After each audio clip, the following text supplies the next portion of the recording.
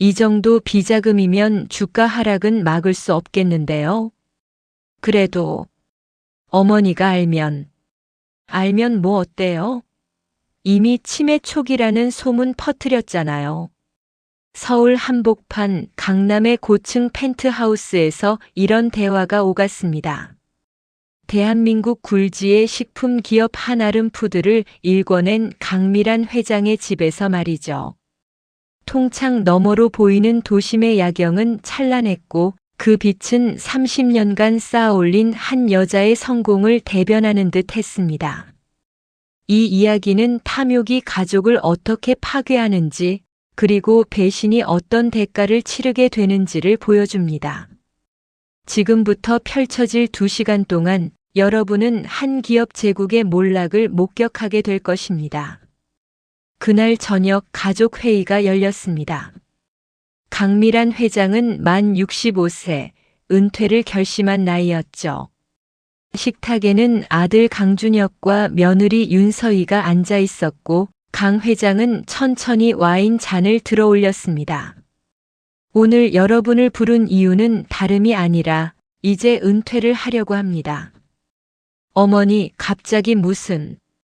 준혁아, 네가 부사장으로 5년을 일했고 서희 씨도 이사로서 회사에 기여를 많이 했어.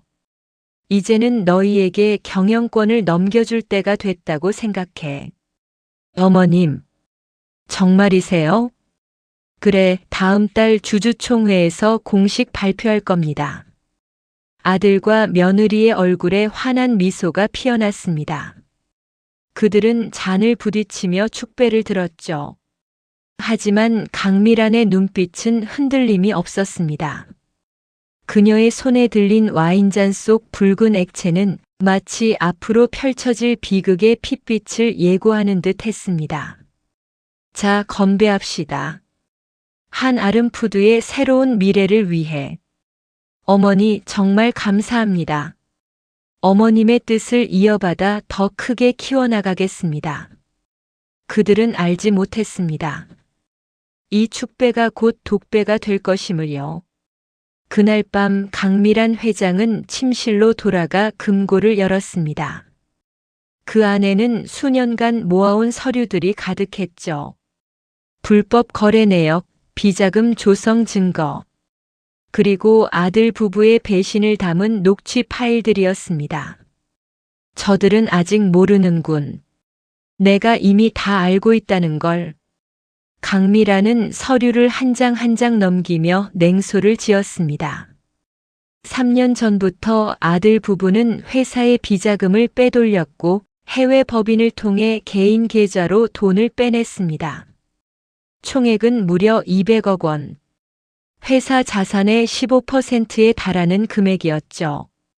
더 가관인 건 그들이 강미란 회장에게 치매 초기 진단이 내려졌다는 거짓 소문을 퍼뜨린 것이었습니다. 주주들의 신뢰를 떨어뜨려 경영권을 빼앗으려는 치밀한 계획이었죠. 하지만 강미란은 모든 것을 알고 있었고 오히려 그들의 계획을 이용하기로 결심했습니다. 좋아, 게임을 시작하지. 누가 이기나 한번 봐볼까? 펜트하우스 밖 서울의 밤은 여전히 찬란하게 빛나고 있었습니다. 하지만 그 빛 속에는 어둠이 깊게 드리워져 있었죠. 이것은 한 가족의 몰락에 관한 이야기이자 탐욕이 어떻게 사람을 괴물로 만드는지에 대한 기록입니다. 만약 여러분이 이 이야기가 궁금하시다면 구독과 좋아요, 알림 설정을 눌러주세요. 지금부터 시작되는 여정, 절대 후회하지 않으실 겁니다. 3개월 전으로 시간을 돌려봅시다. 강미란 회장은 정기 건강검진을 받던 중 우연히 이상한 사실을 발견했습니다. 자신의 의료 기록에 치매 초기 진단이라는 문구가 적혀 있었던 것이죠. 이게 대체 무슨? 강미란은 즉시 담당 의사를 불러 확인했습니다. 의사는 당황한 표정으로 말했죠. 회장님, 이건 제가 작성한 게 아닙니다. 누군가 무단으로 기록을 수정한 것 같은데요. 누가 감히 내 의료 기록을 조작해? 강미라는 즉시 사설 탐정을 고용했습니다. 그리고 2주 후 충격적인 진실이 밝혀졌죠. 조작을 지시한 사람은 다름 아닌 며느리 윤서희였습니다. 그녀는 병원 행정실 직원에게 거액을 주고 기록을 수정했고 그 내용을 주요 주주들에게 흘렸습니다. 탐정이 건넨 USB에는 더 충격적인 내용이 담겨 있었습니다.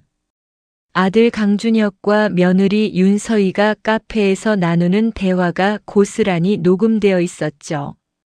여보, 어머니 치매 소문 벌써 주주 3명한테 퍼졌어. 잘했어.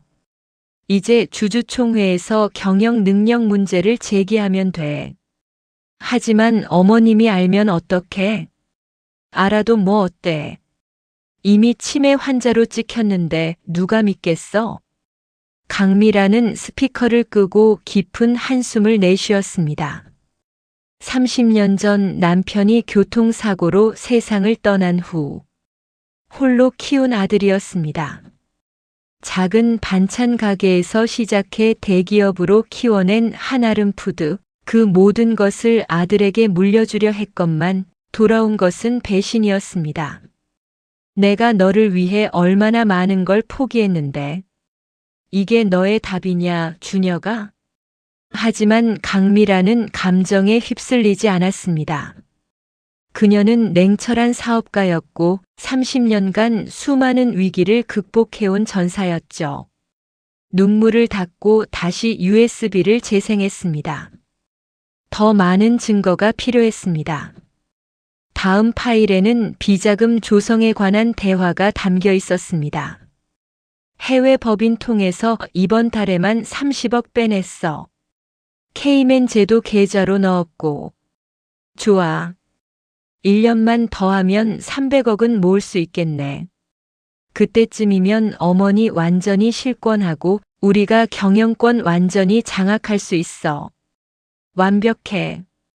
그럼 한아름 푸드는 우리 거야. 강미란의 손이 떨렸습니다. 분노가 아니라 실망 때문이었죠. 자신이 평생을 바쳐 키운 회사를 아들이 사적 욕심을 채우는 도구로 전락시키고 있었습니다. 좋아. 너희가 원하는 대로 해주지. 하지만 결말은 내가 쓴다. 그날부터 강미라는 철저하게 준비했습니다. 회계법인을 통해 지난 3년간의 모든 거래 내역을 정밀 분석했고 변호사와 함께 법적 대응 방안을 마련했습니다. 또한 주요 주주들을 개별적으로 만나 진실을 알리기 시작했죠. 한 달 후 강미라는 모든 준비를 마쳤습니다. 증거는 충분했고 법적 조치도 완료되었습니다. 이제 남은 것은 그들에게 진실을 알리는 것뿐이었죠. 그날 저녁 강미라는 아들 부부를 식사에 초대했습니다. 바로 오프닝에서 보신 그 장면이죠. 은퇴를 선언하며 경영권을 넘겨주겠다고 말한 순간 아들 부부는 완전히 방심했습니다. 식사를 마치고 돌아간 그들은 서재에서 샴페인을 터뜨렸습니다. 드디어 해냈어. 한아름 푸드가 우리 거야. 3년을 기다린 보람이 있네. 이제 진짜 부자가 되는 거야. 그들은 알지 못했습니다. 강미란이 이미 모든 함정을 준비해 놓았다는 것을요. 펜트하우스 침실에서 강미란은 창밖을 바라보며 차가운 미소를 지었습니다. 게임은 이제 시작이야. 제대로 한번 놀아보자. 일주일 후 한아름 푸드 본사에서는 정기 주주총회를 앞두고 분주한 움직임이 있었습니다. 아들 강준혁은 부사장실에서 발표 자료를 검토하고 있었고 며느리 윤서희는 주요 주주들과의 사전 미팅을 진행하고 있었죠. 오늘 주주총회에서 어머니가 공식적으로 은퇴를 선언할 거예요. 그럼 후임 회장은 당연히 준혁 부사장님이시겠죠? 물론입니다. 저희가 이미 경영 계획도 다 준비해뒀습니다. 주주들은 고개를 끄덕였습니다. 그들 대부분은 이미 윤서희를 통해 강미란의 치매 소문을 들었고 세대 교체가 필요하다고 생각하고 있었죠. 하지만 그들이 알지 못하는 사실이 있었습니다. 강미란이 지난 한 달간 주요 주주 중 절반 이상을 개별적으로 만나 진실을 알렸다는 것을요.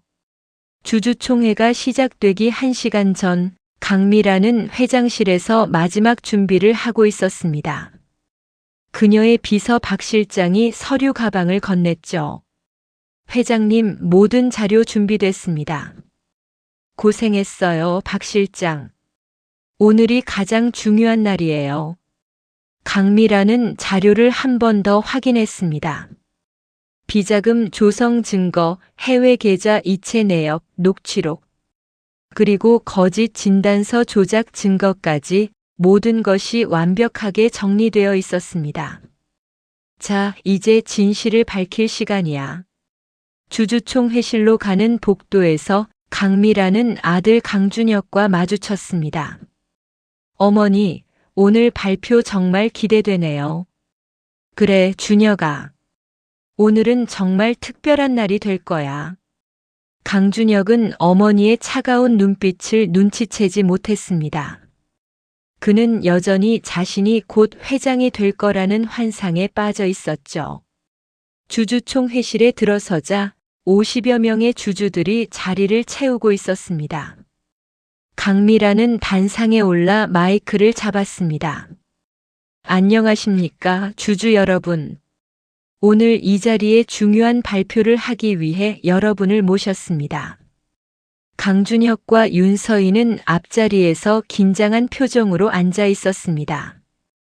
드디어 경영권을 넘겨받는 순간이라고 생각했죠. 오늘 제가 발표할 내용은 경영권 승계가 아닙니다. 주주총회실이 술렁이기 시작했습니다. 강준혁의 얼굴이 굳었죠. 무슨 말씀이세요, 어머니? 잠깐만 기다려봐, 준혁아. 곧 알게 될 거야. 강미란은 비서에게 신호를 보냈습니다. 대형 스크린에 첫 번째 자료가 떴죠. 해외 법인을 통한 불법 자금 이동 내역이었습니다. 여러분, 이것은 지난 3년간 우리 회사에서 빠져나간 비자금 내역입니다. 총액 200억 원, 회사 자산의 15%에 해당하는 금액이죠. 주주들이 웅성거리기 시작했습니다. 윤서희는 창백한 얼굴로 강준혁을 쳐다봤습니다. 여보, 이거 조용히 해. 아직 모르잖아. 하지만 그들의 희망은 곧 산산이 부서졌습니다. 강미란이 두 번째 자료를 공개했죠. 그리고 이것은 그 돈이 흘러간 계좌입니다. 케이맨 제도에 개설된 비밀 계좌 그 명의인은 스크린에 계좌 정보가 떴습니다. 명의인은 강준혁과 윤서희였습니다. 주주총회실이 술렁였습니다. 몇몇 주주들은 분노한 표정으로 강준혁을 노려봤죠. 이건 오해예요. 강준혁은 자리에서 벌떡 일어났지만 강미란은 차갑게 손을 들어 제지했습니다. 아직 끝나지 않았어, 준혁아. 더 있어. 세 번째 자료가 공개됐습니다. 강미란의 의료 기록 조작 증거였죠. 여러분 중 일부는 제가 치매 초기 진단을 받았다는 소문을 들으셨을 겁니다. 하지만 이것은 거짓입니다. 누군가 제 의료 기록을 조작했고 그 지시를 내린 사람은 스크린에 병원 CCTV 영상이 재생됐습니다. 윤서희가 병원 행정실 직원에게 봉투를 건네는 장면이었죠. 주주들의 표정이 경악으로 변했습니다.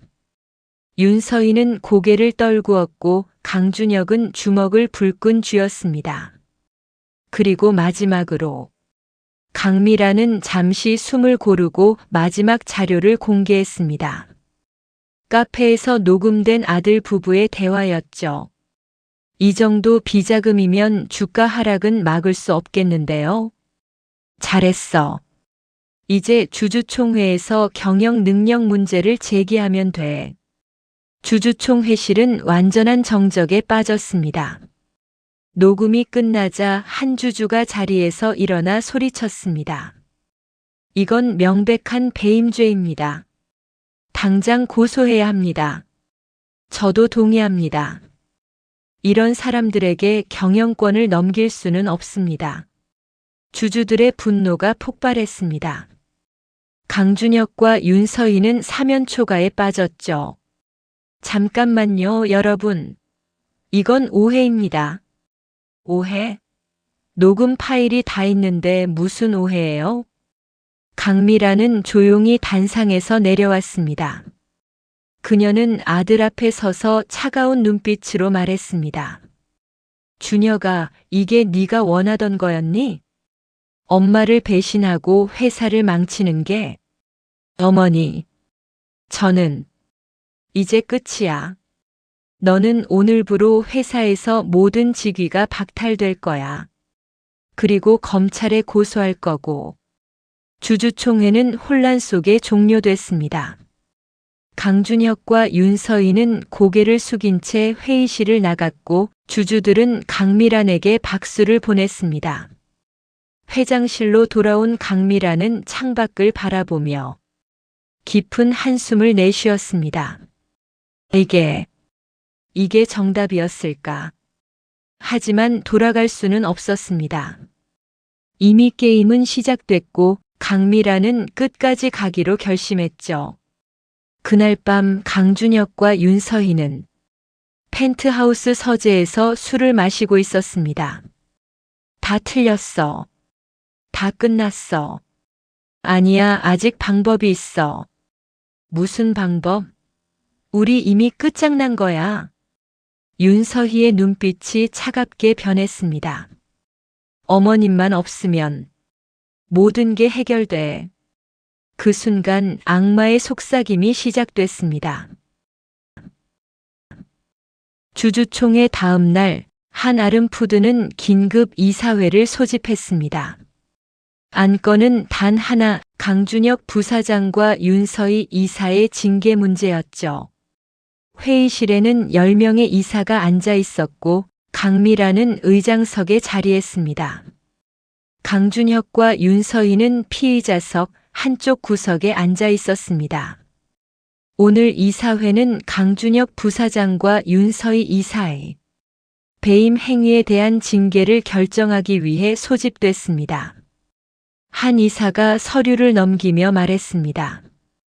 회장님, 이 정도 비리면 단순 징계가 아니라 형사고소도 검토해야 하지 않습니까? 물론입니다. 저는 이미 법무팀에 지시했습니다. 강준혁이 자리에서 일어났습니다. 어머니, 마지막으로 한 번만 기회를 주세요. 제가 잘못했습니다. 다시는 이런 일이. 기회? 준혁아, 나는 너한테 3년간 기회를 줬어. 그동안 너는 뭘 했니? 회사 돈을 빼돌리고 내 명예를 실추시키고. 그건 제 의도가 아니었어요. 의도가 아니었다고. 200억 원이 실수로 빠져나갈 수 있어? 윤서희가 갑자기 일어나 큰 소리로 말했습니다. 회장님, 어차피 이렇게 된 거 솔직히 말씀드리겠습니다. 저희가 그런 짓을 한 이유는 회장님 때문입니다. 이사회실이 술렁였습니다. 강미라는 차갑게 웃으며 물었습니다. 나 때문이라고? 네. 회장님은 30년 동안 이 회사를 독재하듯 운영하셨잖아요. 준혁 씨는 부사장이지만 실권이 하나도 없었어요. 그냥 꼭두각시였다고요. 그래서 회사 돈을 훔쳤다는 거니? 훔친 게 아니라 저희 몫을 찾은 거예요. 준혁 씨가 5년간 일한 대가, 제가 3년간 기여한 대가를 정당하게 받은 거라고요. 강미라는 피식 웃었습니다. 정당하게? 불법으로 비자금 조성하고 해외 계좌로 빼돌린 게 정당한 대가야? 회장님은 모르실 거예요. 저희가 얼마나 힘들었는지. 매일 회장님 눈치 보면서 월급쟁이처럼 일하면서. 그만해, 서희야. 강준혁이 며느리를 말렸지만 윤서희는 멈추지 않았습니다. 아니에요. 어차피 이렇게 된 거 다 말할 거예요. 회장님, 솔직히 이제 은퇴하실 나이 아닙니까? 60대 중반에 무슨 경영을 하세요? 젊은 사람들한테 자리 좀 내주시죠. 이사들이 웅성거리기 시작했습니다. 윤서희의 말투는 점점 더 거칠어졌습니다. 그리고 치매 소문요? 그거 저희가 퍼뜨린 거 맞아요. 하지만 거짓말은 아니잖아요. 회장님 요즘 자주 깜빡하시고 회의 중에도 멍하니 계실 때 많았어요. 윤서희. 강준혁이 소리쳤지만 이미 늦었습니다. 윤서희는 완전히 본색을 드러낸 상태였죠. 저희는 그냥 회사를 제대로 운영하고 싶었을 뿐이에요. 회장님이 물러나시고 저희가 새로운 비전으로 회사를 키우고 싶었다고요. 강미라는 조용히 앉아서 윤서희의 말을 다 들었습니다. 그리고 천천히 입을 열었습니다. 다 끝났니? 네. 할 말 다 했어요. 좋아. 그럼 이제 내 차례야. 강미라는 비서에게 신호를 보냈습니다. 대형 스크린이 켜졌고 또 다른 영상이 재생되기 시작했습니다. 이게 뭔데요? 너희가 어젯밤에 서재에서 나눈 대화야. 스크린에서 강준혁과 윤서희의 대화가 흘러나왔습니다. 다 틀렸어. 다 끝났어. 아니야, 아직 방법이 있어. 무슨 방법? 어머님만 없으면 모든 게 해결돼. 너 무슨 소리 하는 거야? 생각해봐요. 어머님이 사고라도 당하시면 유산은 준혁 씨한테 다 가잖아요. 그럼 회사도 재산도 전부 우리 거예요. 이사회실이 경악으로 물들었습니다. 윤서희의 얼굴이 새하얗게 질렸죠.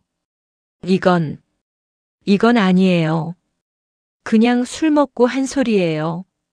술 먹고? 그래, 술은 사람의 본성을 드러낸다고 하더라. 강미라는 리모컨을 눌러 영상을 멈췄습니다. 여러분 보셨죠? 이 사람들은 단순히 비자금을 빼돌린 게 아닙니다. 이제는 살인까지 계획하고 있어요. 한 이사가 벌떡 일어나 소리쳤습니다. 이건 명백한 살인 예비 음모입니다. 당장 경찰에 신고해야 합니다.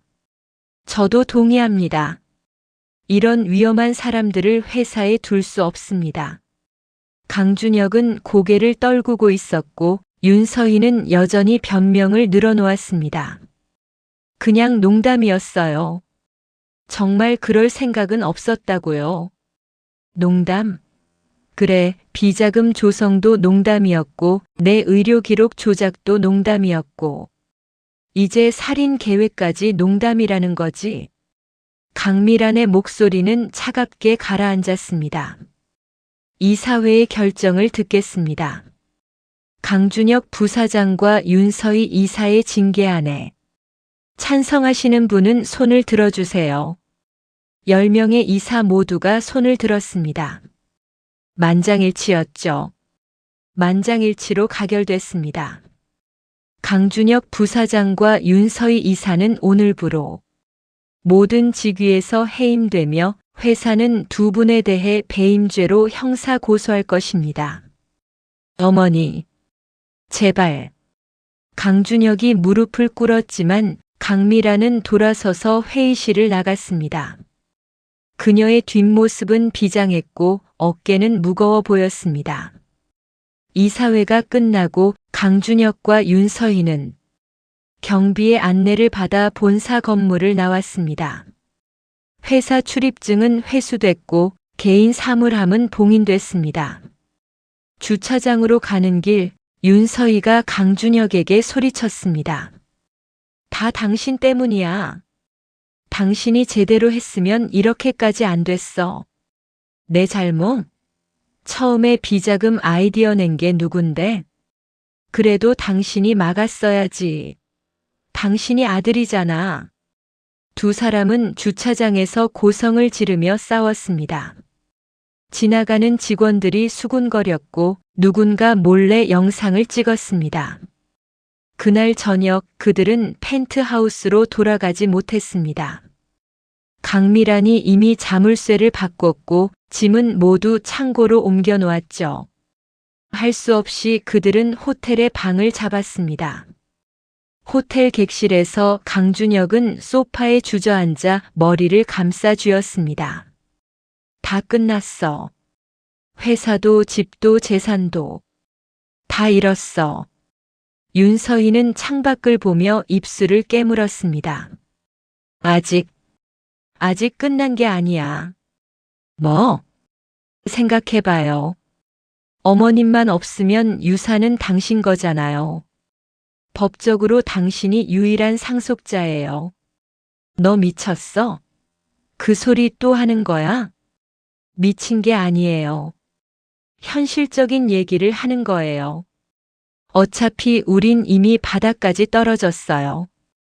잃을 게 뭐가 더 있어요? 강준혁은 고개를 저었지만 윤서희의 눈빛은 점점 더 어두워졌습니다. 어머님 나이가 벌써 65이에요. 심장도 안 좋으시잖아요. 언제 무슨 일이 생겨도 이상하지 않아요. 그만해. 그 소리 다시는 하지 마. 강준혁이 소리쳤지만 윤서희는 이미 결심한 표정이었습니다. 그날 밤 탐욕은 더 깊은 어둠 속으로 그들을 끌어당기고 있었습니다. 사흘 후 한아름 푸드는 공식 보도 자료를 냈습니다. 강준혁 전 부사장과 윤서희 전 이사가 배임죄로 검찰에 고소됐다는 내용이었죠. 언론은 이 사건을 대대적으로 보도했습니다. 대기업 총수 일가의 비자금 스캔들, 아들 부부 200억 원 횡령 혐의로 고소돼 모 식품 기업 며느리, 시어머니 의료 기록까지 조작, 경영권 찬탈 시도, 재계는 충격에 빠졌고 한아름 푸드의 주가는 연일 하락했습니다. 강미란은 긴급 기자회견을 열어 사과했습니다. 주주 여러분, 그리고 국민 여러분께 깊이 사과드립니다. 제 자식 교육을 잘못한 것은 전적으로 제 책임입니다. 회장님, 아드님을 고소하신 심경은 어떠십니까? 가슴이 찢어지는 것 같습니다. 하지만 법 앞에서는 누구도 예외일 수 없다고 생각합니다. 설령 그가 제 아들이라 해도 말입니다. 강미란의 눈가에 눈물이 맺혔습니다. 하지만 그녀는 끝까지 자세를 흐트러뜨리지 않았죠. 한아름 푸드는 앞으로 투명 경영을 실천하겠습니다. 모든 비리를 뿌리 뽑고 정직한 기업으로 다시 태어나겠습니다. 기자회견이 끝나고 강미란은 회장실로 돌아왔습니다. 비서 박 실장이 차를 건네며 조심스럽게 물었습니다.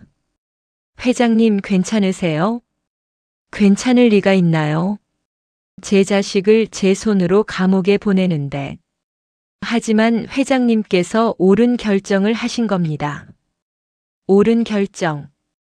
그래요, 옳은 결정이겠죠. 하지만 왜 이렇게 가슴이 아픈 걸까요? 강미란은 창밖을 바라보며 긴 한숨을 내쉬었습니다. 한편 호텔에 머물던 강준혁과 윤서희는 점점 더 궁지에 몰렸습니다. 계좌는 모두 동결됐고 신용카드도 정지됐습니다. 친구들은 연락을 끊었고 친척들도 외면했죠. 어떻게? 돈이 바닥났어. 강준혁은 통장을 보며 절망했습니다. 내일까지 호텔비를 내야 하는데 200만 원이 없어. 당신 친구들한테 빌려봐요. 누가 우리한테 돈을 빌려주겠어? 다들 연락도 안 받는다고. 그럼 어머님한테. 어머니? 우리를 고소한 어머니한테 돈을 달라고. 강준혁은 허탈하게 웃었습니다. 우린 정말 끝났어. 그날 밤 그들은 호텔에서 쫓겨났습니다. 짐을 들고 거리로 나온 두 사람, 화려했던 과거는 이제 아련한 꿈처럼 느껴졌죠. 찜질방이라도 가야 할 것 같아. 말도 안 돼. 우리가 찜질방에서 자다니. 하지만 다른 선택지가 없었습니다. 그들은 근처 찜질방으로 향했고 그곳에서 밤을 보내야 했습니다. 찜질방 휴게실에서 윤서희는 천장을 보며 중얼거렸습니다.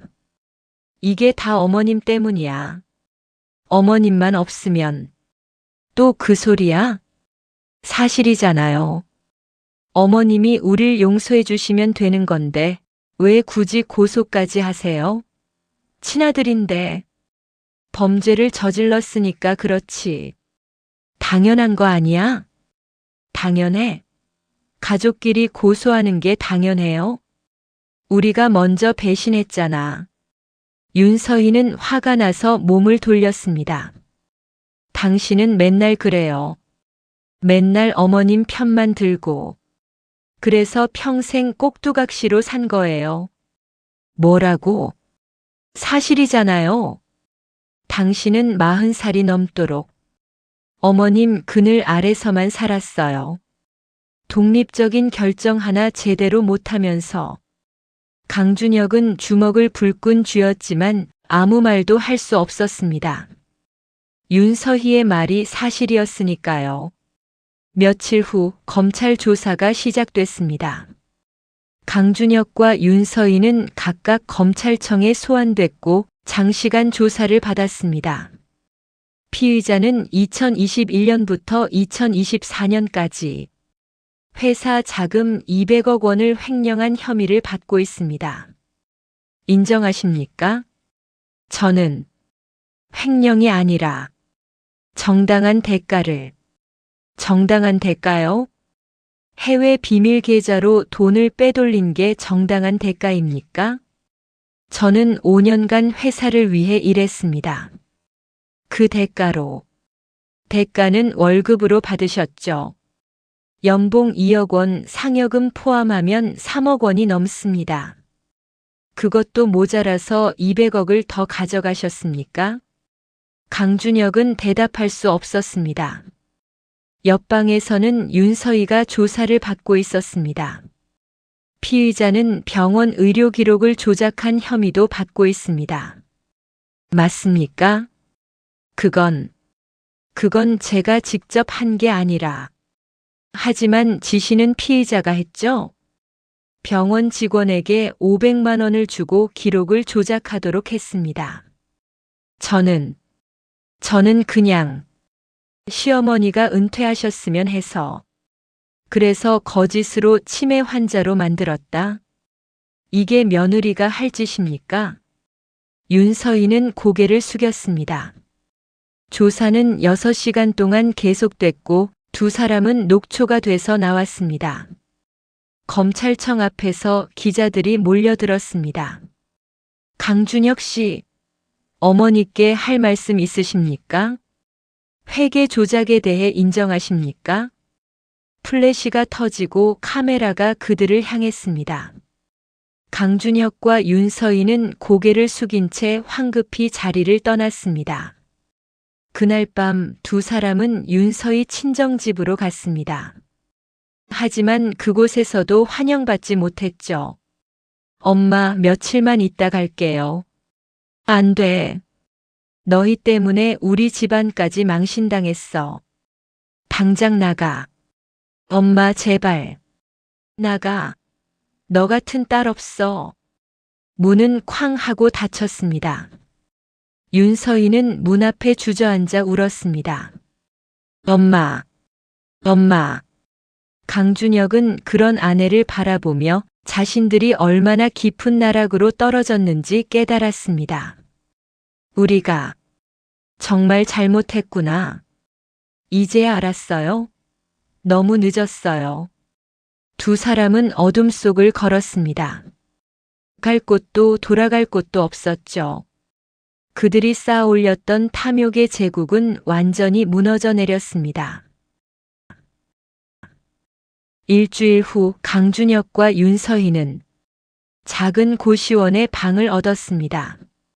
한 달 월세 30만 원, 화장실과 샤워실은 공용이었죠. 펜트하우스에서 살던 그들에게는 상상도 못할 환경이었습니다. 이게 사람 사는 곳이에요? 윤서희는 좁은 방을 둘러보며 울먹였습니다. 지금 우리 형편에 여기라도 감사해야지. 강준혁은 짐을 내려놓으며 한숨을 내쉬었습니다. 그날 밤 두 사람은 좁은 침대에 나란히 누워 천장을 바라봤습니다. 준혁 씨, 우리 정말 이렇게 끝나는 거예요? 모르겠어. 재판에서 지면 감옥 가는 거잖아요. 배임죄면 최소 5년이에요. 알아. 5년. 제가 5년을 감옥에서 보낸다고요? 35살에 들어가서 40에 나오는 거예요? 윤서희의 목소리가 떨렸습니다. 그때쯤이면 인생 끝난 거예요. 전과자. 재산 없는 40살 여자. 누가 저를 원하겠어요? 서희야. 아니에요. 저는 이렇게 끝날 수 없어요. 윤서희는 벌떡 일어나 앉았습니다. 방법이 있어요. 분명히 있어요. 무슨 방법? 강준혁이 물었지만 윤서희는 대답하지 않았습니다. 그녀는 창밖을 보며 무언가를 생각하고 있었죠. 다음 날 아침 윤서희는 혼자 밖으로 나갔습니다. 강준혁이 물었습니다. 어디가? 잠깐 볼 사람 있어요. 누구? 나중에 얘기할게요. 윤서희는 서둘러 나갔습니다. 그녀가 향한 곳은 강남의 한 카페였습니다. 그곳에서 한 남자가 기다리고 있었죠. 오랜만이네요, 윤서희 씨. 그 남자는 과거 윤서희의 대학 동기였습니다. 지금은 사설 탐정으로 일하고 있었죠. 부탁이 있어서 연락했어요. 무슨 부탁인데요? 윤서희는 주변을 둘러보고 조용히 말했습니다. 사람 하나 없앨 방법 없을까요? 남자의 표정이 굳었습니다. 무슨 소리예요? 장난 아니에요. 진심이에요. 윤서희 씨 정신 차려요. 지금 무슨 소리 하는지 알아요? 알아요. 하지만 저는 절박해요. 이대로는 살 수 없어요. 그래도 살인은 안 돼요. 그건 범죄 중에서도 최악이에요. 이미 범죄자예요, 저는. 어차피 감옥 갈 거면 확실하게 하고 가는 게 낫지 않을까요? 남자는 자리에서 일어났습니다. 저는 이런 일 안 합니다. 돌아가세요. 제발요. 돈은 드릴게요. 나중에 유산 받으면 10억도 드릴 수 있어요. 안 된다니까요. 남자는 카페를 나갔습니다. 윤서희는 홀로 남아 차가워진 커피를 마셨습니다. 결국 내 손으로 해야 하는 건가? 그날 저녁 윤서희는 고시원으로 돌아왔습니다. 강준혁이 물었습니다. 누구 만나고 왔어? 그냥 옛날 친구. 그래? 무슨 얘기 했는데? 별거 없어요. 윤서희는 짐 속에서 노트북을 꺼냈습니다. 그리고 인터넷 검색을 시작했습니다. 심장마비 유발 방법, 독극물 구입처, 완전 범죄 사례. 검색 기록은 점점 더 위험한 방향으로 흘러갔습니다. 며칠 후 윤서희는 강준혁에게 말했습니다. 준혁 씨, 우리 어머님 찾아가요. 뭐? 왜? 용서를 빌어야죠. 어머님이 고소를 취하해 주시면 우리 살 수 있어요.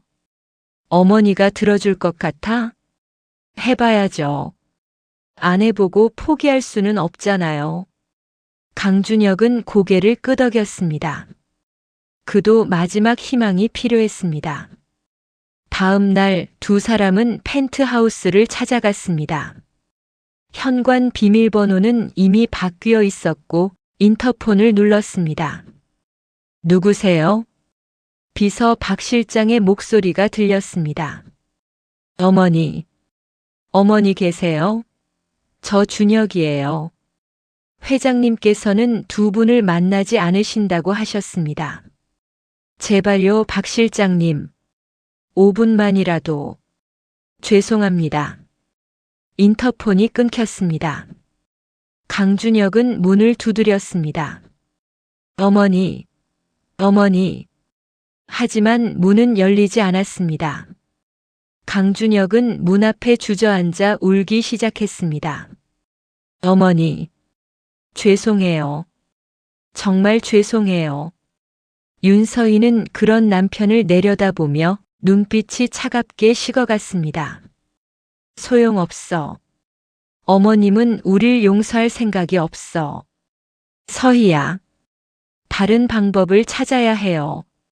무슨 방법? 윤서희는 대답하지 않고 돌아섰습니다. 그날 밤 고시원 방에서 윤서희는 노트북 화면을 응시하고 있었습니다. 강준혁은 옆에서 잠들어 있었고 그녀는 혼자 계획을 세우고 있었습니다. 어머님은 심장이 안 좋으시지. 약도 드시고 만약 그 약을 과다 복용하시면 아니면 약을 바꿔치기 하면 윤서희의 손가락이 키보드 위를 움직였습니다. 인터넷 다크웹에 접속해 금지된 물질을 구입하는 방법을 찾고 있었습니다. 이건 범죄야. 살인이야. 하지만 그녀의 손은 멈추지 않았습니다. 어차피 감옥 갈 거면 제대로 하고 가는 게 낫지. 새벽 3시 윤서희는 거래를 완료했습니다. 일주일 후면 물건이 도착할 예정이었습니다. 그때부터 윤서희는 강미란의 일정을 추적하기 시작했습니다. SNS, 뉴스, 회사 홈페이지를 통해 그녀의 동선을 파악했죠. 매주 수요일 저녁 7시 강남병원에서 정기검진, 금요일 오후 2시 본사 임원 회의, 토요일 오전 10시 자택에서 개인 운동 트레이너와 운동. 윤서희는 메모를 하며 기회를 엿봤습니다. 일주일 후 택배가 도착했습니다. 작은 상자 안에는 투명한 액체가 든 약병이 들어 있었습니다. 이게 정말 효과가 있을까? 윤서희는 약병을 손에 쥐고 떨었습니다. 이것을 사용하면 돌이킬 수 없다는 걸 알고 있었죠. 그날 저녁 강준혁이 물었습니다. 서희야, 요즘 왜 이래? 계속 무슨 생각해? 아무것도 아니에요. 거짓말. 뭔가 숨기는 거 다 보여. 정말 아무것도 아니에요. 윤서희가 소리를 질렀습니다. 강준혁은 놀라서 한 발 물러섰습니다. 미안. 내가 신경이 예민해서. 윤서희는 방을 나갔습니다. 복도에서 그녀는 벽에 기대 숨을 고르며 생각했습니다. 준혁 씨한테는 말할 수 없어. 말하면 반대할 거야. 혼자 해야 해. 며칠 후 윤서희는 실행에 옮기기로 결심했습니다. 토요일 오전 강미란이 자택에서 운동하는 시간이었습니다. 윤서희는 펜트하우스 건물에 잠입했습니다. 경비원을 피해 비상계단을 이용했고 옥상을 통해 강미란의 집 근처까지 접근했습니다. 하지만 막상 현장에 도착하자 그녀의 손은 떨리기 시작했습니다. 정말 할 수 있을까? 사람을 죽인다는 게. 윤서희는 약병을 꺼내 들었습니다. 그 순간 강미란의 목소리가 들렸습니다. 박 실장, 오늘 운동은 여기까지만 할게요. 좀 피곤하네요. 네, 회장님. 푹 쉬세요. 강미란이 집 안으로 들어갔습니다. 윤서희는 숨을 죽이고 지켜봤습니다. 기회야. 지금이 기회야. 하지만 그녀의 발은 움직이지 않았습니다. 두려움과 죄책감이 그녀를 짓눌렀습니다. 안 돼. 못하겠어. 나는 살인자가 될 수 없어. 윤서희는 돌아서서 도망쳤습니다. 계단을 뛰어내려가며 눈물을 흘렸습니다. 고시원으로 돌아온 윤서희는 침대에 쓰러졌습니다. 강준혁이 물었습니다. 어디 갔다 왔어? 얼굴이 왜 그래? 조깅하고 왔어요. 그날 밤 윤서희는 약병을 변기에 버렸습니다. 나는 할 수 없어. 이건 너무 끔찍해. 하지만 그녀의 마음 한구석에는 여전히 어두운 생각이 남아 있었습니다. 강준혁과의 대화 중에 그 생각은 다시 고개를 들기 시작했습니다. 한 달이 지났습니다. 재판 날짜가 다가오고 있었고 강준혁과 윤서희의 상황은 점점 더 절망적이 됐습니다. 변호사로부터 연락이 왔습니다. 강준혁 씨, 윤서희 씨. 검찰 측 증거가 너무 확실합니다. 무죄는 어렵고 최선을 다해도 집행유예를 받기 힘들 것 같습니다. 그럼 실형을 선고받는다는 건가요? 네, 배임죄와 문서 위조죄로 각각 5년에서 7년 사이 형량이 예상됩니다. 전화를 끊고 두 사람은 침묵에 빠졌습니다. 7년. 우리 인생 끝이네. 강준혁이 중얼거렸습니다. 아직 끝난 게 아니에요. 윤서희의 목소리에는 이상한 결기가 담겨 있었습니다. 서희야, 너 아직도 그 생각하는 거야? 그 생각이 뭔데요? 어머니를 해치려는 생각 말이야. 윤서희는 대답하지 않았습니다. 그녀의 침묵이 답이었죠. 안 돼. 절대 안 돼. 그건 범죄야. 살인이야. 우린 이미 범죄자예요. 어차피 감옥 갈 거면. 어차피라는 게 어딨어. 배임죄랑 살인죄가 똑같아?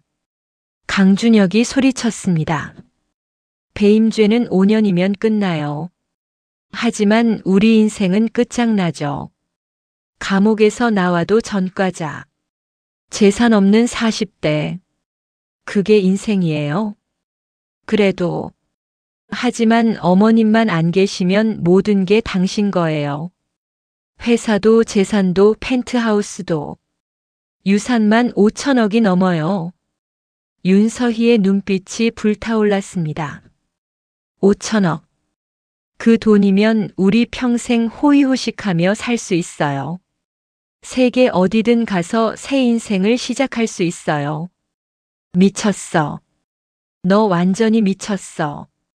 강준혁은 고개를 저었지만 윤서희는 멈추지 않았습니다.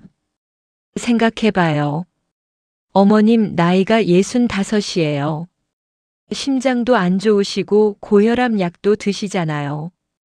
언제 무슨 일이 생겨도 이상하지 않아요. 그만해. 사고처럼 보이게 하면 돼요. 누구도 의심하지 않을 거예요. 나는 안 해. 절대 안 해. 강준혁은 방을 박차고 나갔습니다. 윤서희는 홀로 남아 창밖을 바라봤습니다. 혼자서라도 할 거야. 나는 이렇게 끝날 수 없어. 다음 날 윤서희는 다시 다크웹에 접속했습니다. 이번에는 더 확실한 방법을 찾았습니다. 심장마비를 유발하는 약물. 투약 후 24시간 내에 자연사로 보이게 만들. 검시에서도 발각 불가. 윤서희는 거래를 진행했습니다. 가격은 비트코인 10개, 한화로 약 5억 원이었습니다. 하지만 그녀에게는 그만한 돈이 없었습니다. 돈이 필요해. 그녀는 남은 보석을 몇 개 팔았습니다. 결혼 반지, 목걸이, 시계까지 모두 합쳐 1억 원 정도 마련할 수 있었습니다. 부족해. 4억이 더 필요해. 윤서희는 대출을 알아봤지만 신용불량자인 그녀에게 돈을 빌려주는 곳은 없었습니다. 결국 그녀는 불법 사채에 손을 댔습니다. 한 달 후 갚을게요. 이자는 얼마든지 드릴게요. 한 달 후요? 그때는 5억이 10억이 되는데 괜찮겠어요? 괜찮아요. 그때쯤이면 제게 돈이 생길 테니까요. 사채업자는 의심스러운 눈으로 윤서희를 바라봤지만 결국 돈을 빌려줬습니다. 4억 원을 손에 넣은 윤서희는 거래를 완료했습니다. 일주일 후면 약물이 도착할 예정이었습니다. 그 일주일 동안 윤서희는 철저하게 계획을 세웠습니다. 먼저 강미란의 일정을 파악했습니다. 다음 주 수요일 강미란은 자택에서 혼자 저녁을 먹을 예정이었습니다. 비서와 직원들은 모두 퇴근한 후였죠. 그날이 기회야. 다음으로 침입 경로를 확인했습니다. 펜트하우스 건물은 보안이 철저했지만 윤서희는 3년간 그곳에 살았기 때문에 모든 동선을 알고 있었습니다. 비상계단을 이용하면 CCTV를 피할 수 있어. 그리고 옥상 환기구를 통해 집 안으로 들어갈 수 있지. 마지막으로 알리바이를 준비했습니다. 그날 저녁 강준혁을 멀리 보낼 계획이었습니다. 일주일 후 택배가 도착했습니다. 윤서희는 떨리는 손으로 상자를 열었습니다. 작은 약병이 들어 있었습니다. 이게 정말 사람을 죽일 수 있는 거야? 그녀는 약병을 들고 오랫동안 바라봤습니다. 수요일이 다가왔습니다. 윤서희는 강준혁에게 말했습니다. 준혁 씨, 오늘 부산에 가봐요. 부산? 왜? 제 친구가 거기서 일자리를 구해줄 수 있대요. 당신이 가서 면접 보면 될 것 같아요. 정말? 무슨 일인데? 음식점 주방 보조요. 월급 200만 원이래요. 강준혁은 망설였습니다. 나 혼자가? 네, 저는 여기서 다른 일 알아볼게요. 내일 돌아오면 돼요. 그래. 알았어. 강준혁은 부산행 기차에 올랐습니다. 윤서희는 역에서 그를 배웅하고 돌아서자마자 표정이 차갑게 변했습니다. 이제 시작이야. 저녁 7시 윤서희는 검은 옷을 입고 펜트하우스 건물로 향했습니다. 모자를 깊이 눌러 쓰고 마스크로 얼굴을 가렸습니다. 비상계단을 통해 올라가며 그녀의 심장은 미친 듯이 뛰었습니다. 정말 해야 하나? 아직 돌아갈 수 있어. 지금이라도 포기하면. 하지만 그녀는 멈추지 않았습니다. 탐욕이 양심을 잠식해버린 것이죠. 옥상에 도착했습니다. 환기구를 열고 집 안으로 침입하는 데 성공했습니다. 강미라는 거실에서 저녁 식사를 하고 있었습니다. 혼자였습니다. 윤서희는 부엌으로 몰래 들어갔습니다. 냉장고에는 강미란의 심장약이 보관돼 있었습니다. 약병을 바꿔치기 하면 돼. 간단해. 윤서희는 준비해온 약병을 꺼냈습니다. 하지만 손이 떨려서 제대로 잡을 수가 없었습니다. 할 수 있어. 할 수 있어. 그때 강미란의 목소리가 들렸습니다. 누구세요? 윤서희는 얼어붙었습니다. 강미란이 부엌 쪽으로 걸어오고 있었습니다. 안 돼. 들켰어. 윤서희는 황급히 약병을 주머니에 넣고 뒤돌아섰습니다. 하지만 도망갈 틈이 없었습니다. 부엌 불이 켜졌습니다. 강미란과 윤서희가 마주쳤습니다. 서희 씨, 당신이 왜 여기? 어머님. 윤서희는 말문이 막혔습니다. 강미란은 며느리의 복장과 표정을 보고 모든 걸 직감했습니다. 당신, 나를 죽이러 온 거야? 아니에요. 저는 그냥, 거짓말하지 마. 네 주머니에 뭐가 들었는지 다 보여. 강미란은 침착하게 휴대폰을 꺼냈습니다. 지금 경찰 부를 거야. 안 돼요. 윤서희가 강미란에게 달려들었습니다. 휴대폰이 바닥에 떨어졌고 두 사람은 몸싸움을 벌였습니다. 너, 정말 나를 죽이려고 했구나. 강미란은 윤서희를 밀쳤습니다. 윤서희는 뒤로 비틀거리다 식탁 모서리에 부딪혔습니다. 그 충격에 윤서희의 주머니에서 약병이 떨어져 나왔습니다. 강미란은 그것을 집어들었습니다. 이게 뭐야? 대답해. 이게 뭐냐고. 윤서희는 입을 다물고 있었습니다. 강미란은 약병의 라벨을 확인했습니다. 심장마비 유발제. 이걸로 나를 죽이려고 했던 거야? 어머님, 너는 정말 악마구나. 강미란의 목소리가 떨렸습니다. 분노가 아니라 슬픔 때문이었습니다. 내가 너희한테 뭘 잘못했길래 이런 짓까지 하는 거니? 잘못한 거 없어요. 하지만 어머님이 고소를 취하해 주시면 우리가 살 수 있는데 왜 안 해주세요? 범죄를 저질렀으니까 당연히 벌을 받아야지. 그게 가족이에요? 친아들과 며느리를 감옥에 보내는 게 가족이에요? 윤서희가 소리쳤습니다. 가족? 가족이 서로를 배신하고 죽이려고 해. 강미란도 목소리를 높였습니다. 어머님은 몰라요. 어머님은 평생 성공만 하셨잖아요. 밑바닥에서 기어 올라가는 게 얼마나 힘든지, 빈털터리가 되는 게 얼마나 무서운지. 그래서 살인을 계획한 거야? 저는 살고 싶었어요. 그냥 살고 싶었어요. 윤서희는 주저앉아 울기 시작했습니다. 강미란은 그런 며느리를 내려다보며 한숨을 내쉬었습니다. 경찰을 불러야겠구나. 제발요. 제발 그러지 말아주세요. 안 돼. 이건 넘어서는 안 될 선이야. 강미란은 바닥에 떨어진 휴대폰을 집어들었습니다. 윤서희는 절망적인 표정으로 그녀를 바라봤습니다. 그때였습니다. 현관문이 열리는 소리가 들렸습니다. 어머니, 강준혁의 목소리였습니다.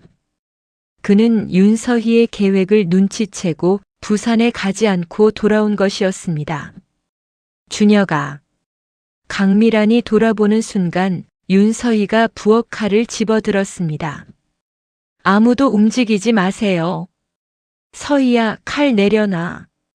강준혁이 소리쳤지만 윤서희는 칼을 꽉 쥐고 있었습니다. 어머님, 고소를 취하해 주세요. 그럼 칼을 내려놓을게요. 안 돼. 그건 할 수 없어. 그럼 어쩔 수 없어요.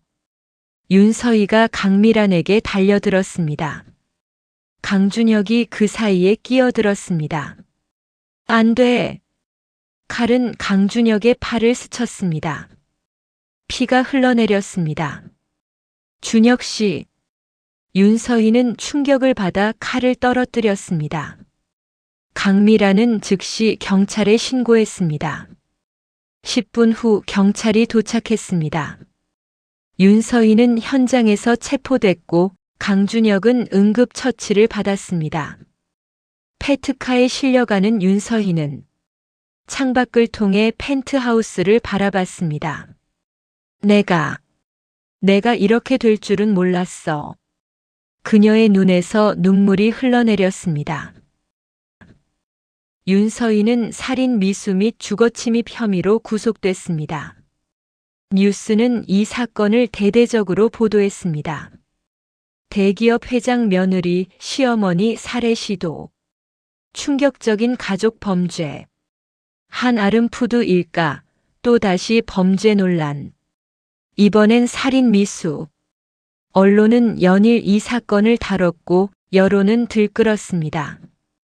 구치소 면회실에서 강준혁은 윤서희와 마주 앉았습니다. 두 사람 사이에는 투명한 아크릴 벽이 가로놓여 있었습니다. 서희야. 강준혁의 목소리는 떨리고 있었습니다.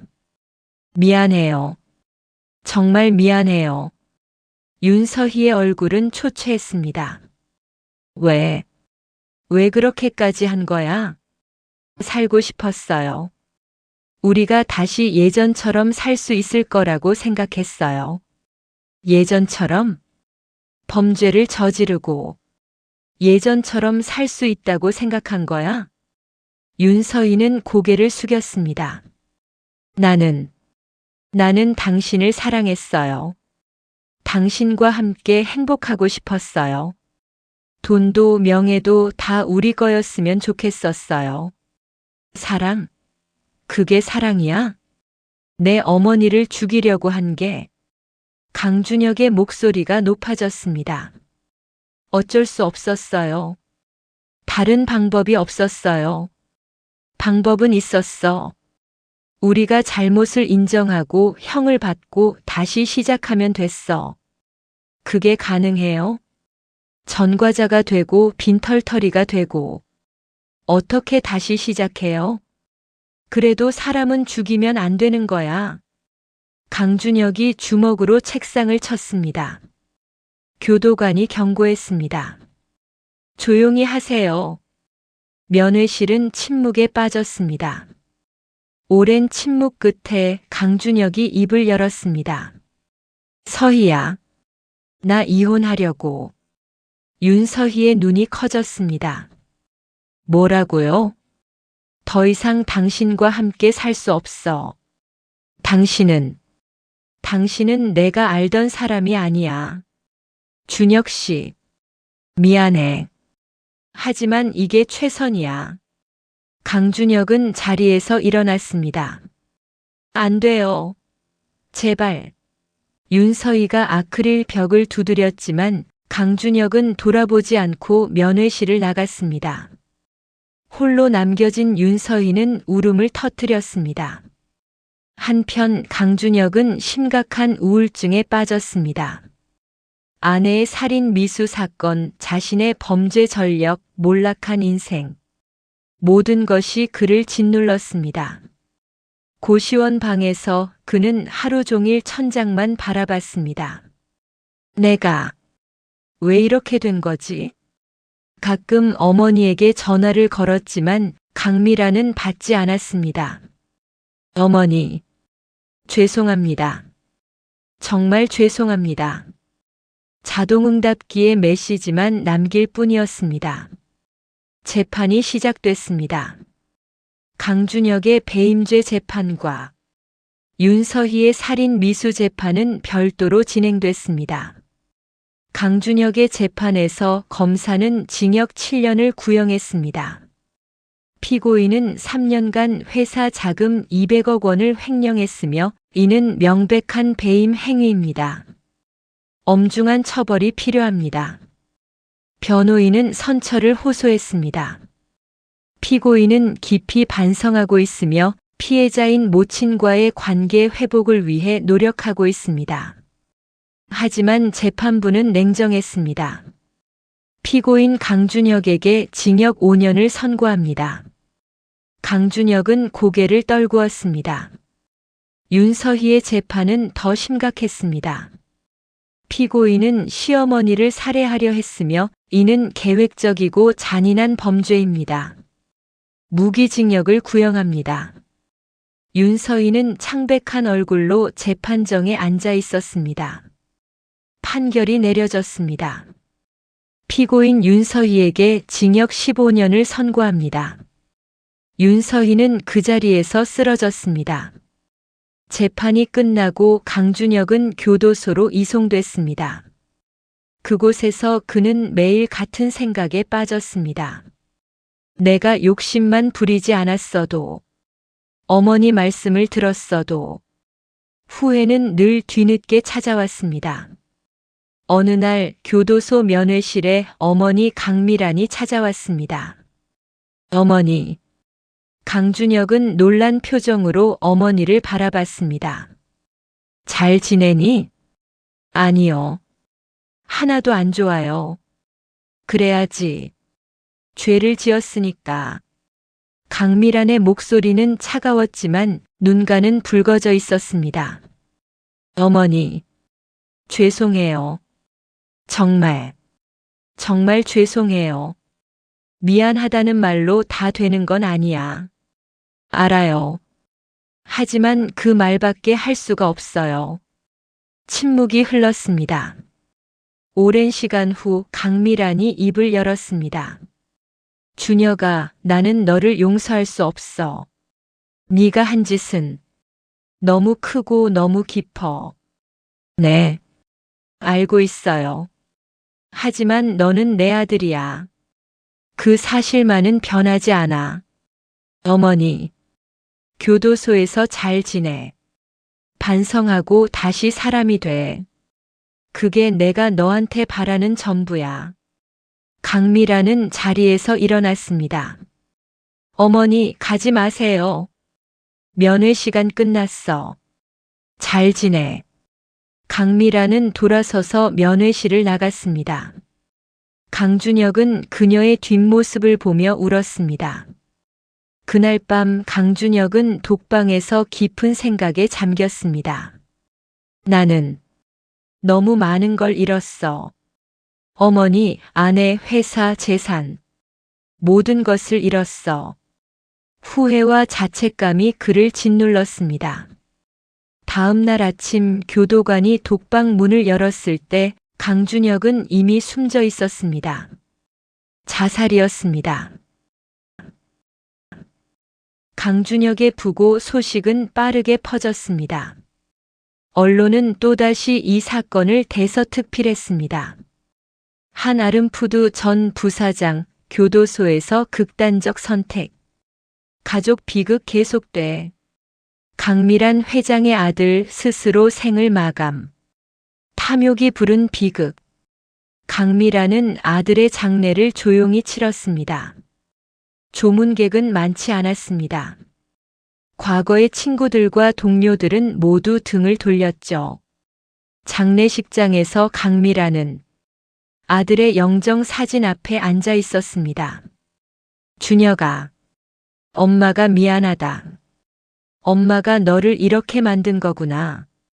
그녀의 눈에서 눈물이 흘러내렸습니다.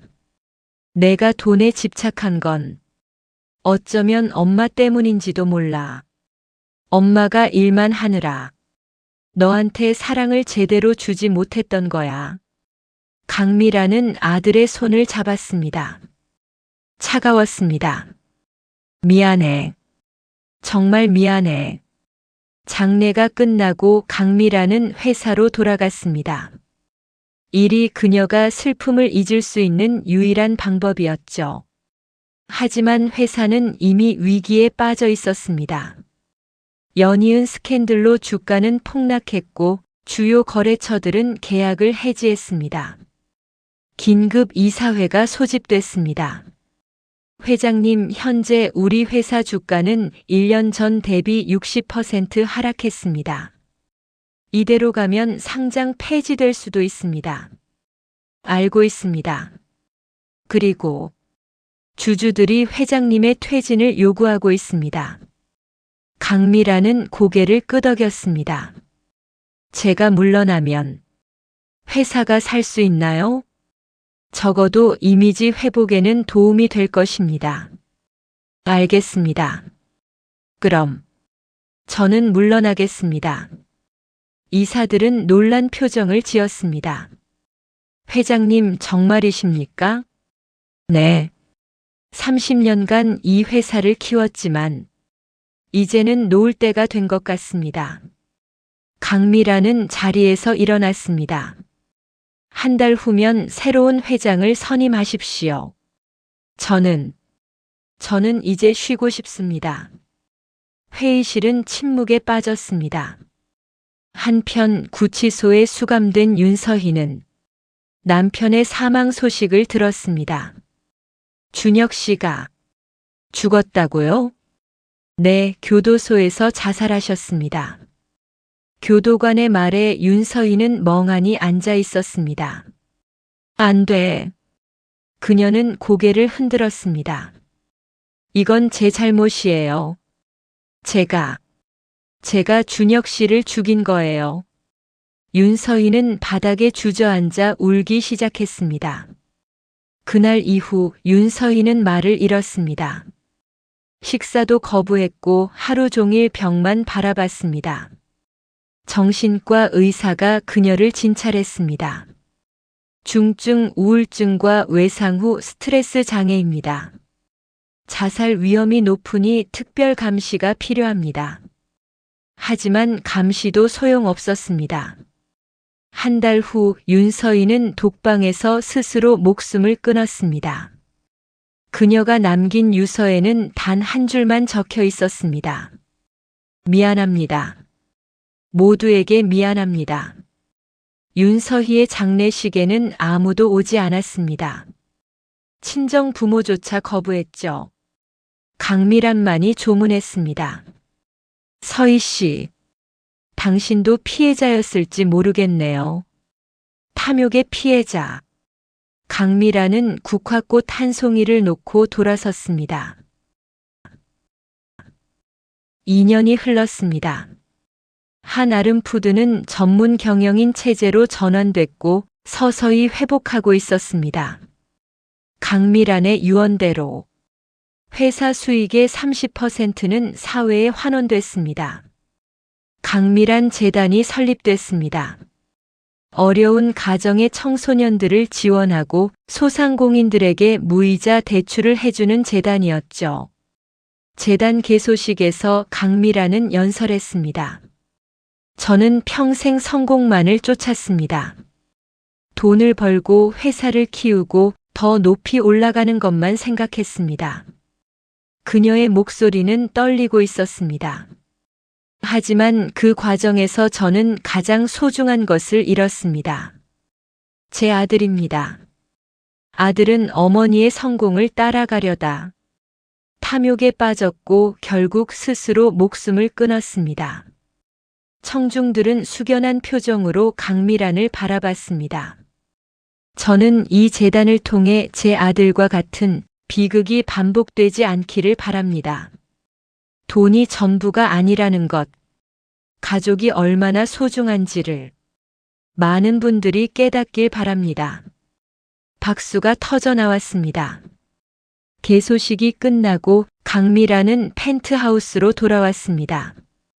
텅 빈 거실은 쓸쓸했습니다.